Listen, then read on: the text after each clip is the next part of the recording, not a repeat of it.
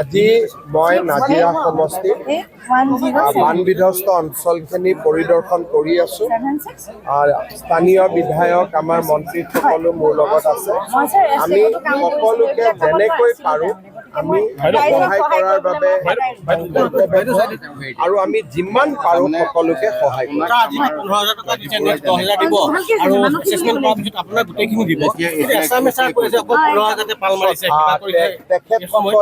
তেখেতসকলে আমাৰ বিষয়ে হয়তো জনা নাই বা আমাক তেওঁলোকে ভালকৈ নাজানে।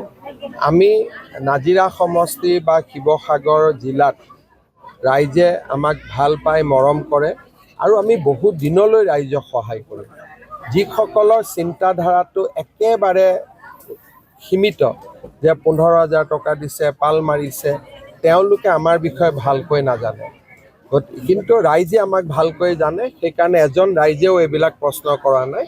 ৰাইজে জানে যে এই চৰকাৰখনে তেওঁলোকৰ লগত আছে আৰু থাকিব।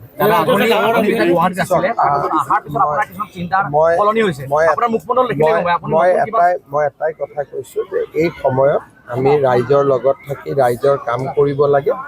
বাকী আপোনালোকে চৰকাৰে কি কৰে আপোনালোকে নিজেই দেখা পাই থাকিব আৰু আমি বহুত ভাল কৰি ৰাইজক সহায় কৰিম। মই ইতিমধ্যে মথাউৰিটো ঘোষণা কৰিয়ে দিছোঁ যে আমি মথাউৰিটোৰ কাম তৎকালীনভাৱে হাতত ল'ম। এতিয়া 9 তাৰিখৰ পৰা আমাৰ 7 তাৰিখে যোৰহাটৰ ট্ৰেইনিং হ'ব, 8 তাৰিখে ইয়াৰ শিক্ষকসকলক আমি ট্ৰেইনিং কৰিম। তাৰপিছত তেওঁলোকে হাতত লেপটপ লৈ পেলাই ঘৰে ঘৰে যাব, যাৰ য'ত যি ক্ষতি হৈছে তেওঁলোকে লিষ্ট কৰিব আৰু সেইমতে আমি যেনেকৈ পাৰোঁ আমি সহায় কৰাৰ প্ৰচেষ্টা।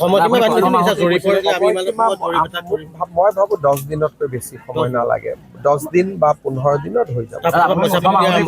নাগালেণ্ডৰ যিটো ডাৱৰ বিস্ফোৰণ ইয়াত আপুনি সন্দেহ কৰিছিলে, গতিকে এই ক্ষেত্ৰত আজি আপোনালোকে বহুত প্ৰশ্ন নুসুধিব, কাৰণ এইটো কাৰণে নুসুধিব যে প্ৰত্যেকটো প্ৰশ্নত মানুহে কোনোবাই ক'ব ৰাজনীতি কৰিছে, অমুক কৰিছে। এই সময়ত আমি ৰাইজৰ লগত থিয় হৈ থাকিব লাগে আৰু প্ৰশ্নবিলাকটোতো এটা মঞ্চ পামেই উত্তৰ। আজি আমাক ইমান প্ৰশ্নৰ উত্তৰ আজি আমাক একেলগে নালাগে, আমি মাত্ৰ ৰাইজৰ সুখ দুখখিনি আজি মই বুজ ল'ব দিয়ক।